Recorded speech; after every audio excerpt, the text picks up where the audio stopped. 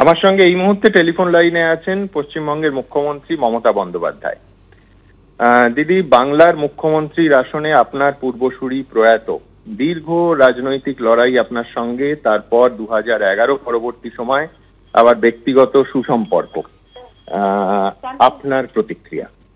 না দেখুন, খুবই দুঃখজনক ব্যাপার যে বুদ্ধদেব বাবুকে আমরা হারিয়েছি। উনি প্রায় দীর্ঘদিন ধরে অসুস্থ ছিলেন এবং তিনি মুখ্যমন্ত্রী হিসেবে 2টো টার্ম এখানে কাজও করেছেন।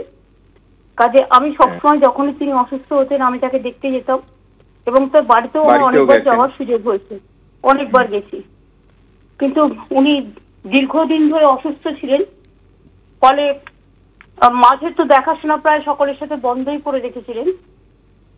এখন যেটা হচ্ছে সেটা হচ্ছে যে মৃত্যু তো কাউকে আটকাতে পারে না, খুবই দুঃখজনক। তার পরিবার পরিজনকে আমি সমবেদনা জানাই।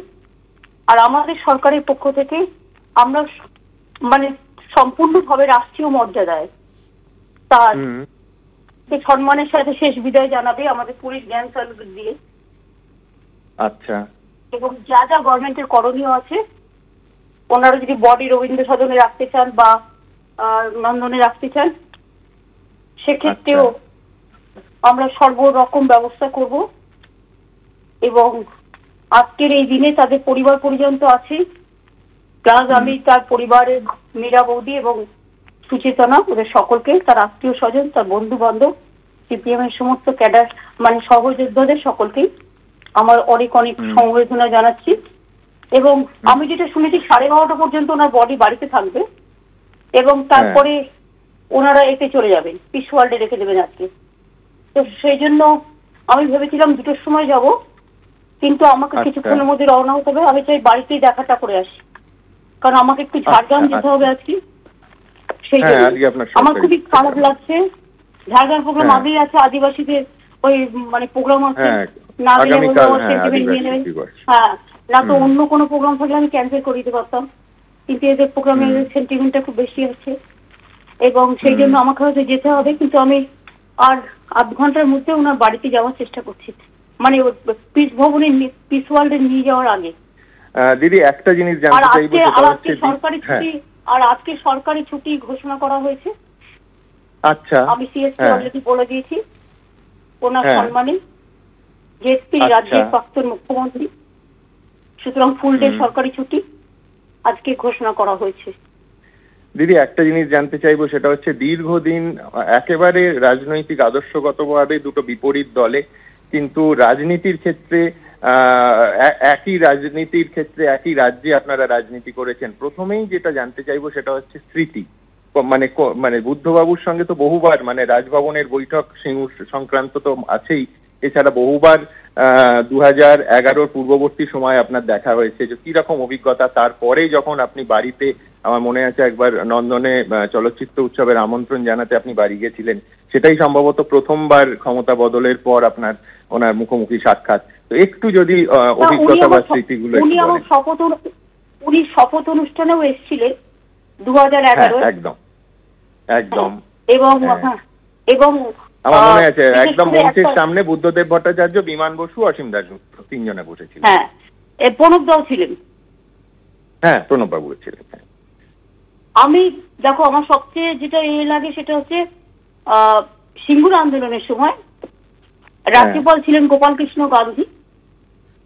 গোপাল কৃষ্ণ গান্ধী একটা মিটিং ডেকেছিলেন ওনার বাড়িতে, সেই মিটিং এ বুদ্ধদেব বাবুর সাথে আমার দেখা হয়েছিল। উনি একটা মীমাংসা করবার চেষ্টা করেছিলেন অনেকদিন অনশনের পরে, আন্দোলনের পরে। তখন আমার মনে আছে গোপাল কৃষ্ণ গান্ধী একটা গান বলেছিলেন, ভরা থাক স্মৃতি সুধার। সেই গানটা জিজ্ঞেস করে বলেছিলেন যে এর অন্তরাটা বলো তো। তখন বুদ্ধদেব বাবু ছিলেন, আমিও ছিলাম, রাজ্যপাল মহাশয় ছিলেন। তখন আমি বলে দিয়েছিলাম প্রথমেই যে পথে যেতে হবে সে পথে তুমি একা, নয়নে আধার রবে, ধ্যানে আলোক রেখা। এই স্মৃতিগুলো মনে পড়ে। এমনকি যখন তোমার বাবরি মসজিদ ধ্বংস হয়,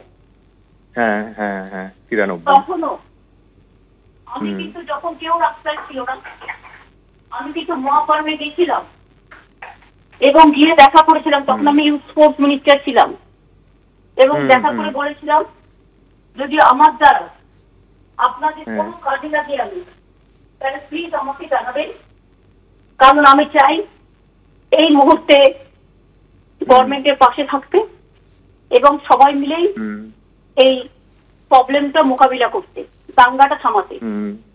আমি কিন্তু ছুটে গেছিলাম মহাকর্ষে। আমি কিন্তু সেদিন ভাবিনি যে আমি অন্য দল করি বা উনি অন্য দল করে বা জ্যোতি বসু অন্য দল করে। সুতরাং এই স্মৃতি হয়তো মনে আছে। তারপরে আমি যখন যেতাম ওনার বাড়িতে, অনেক কথা হতো, গল্প হতো, সেগুলো তো স্মৃতির বেদনার অতল গভীরে সঞ্চিত থাকবেই।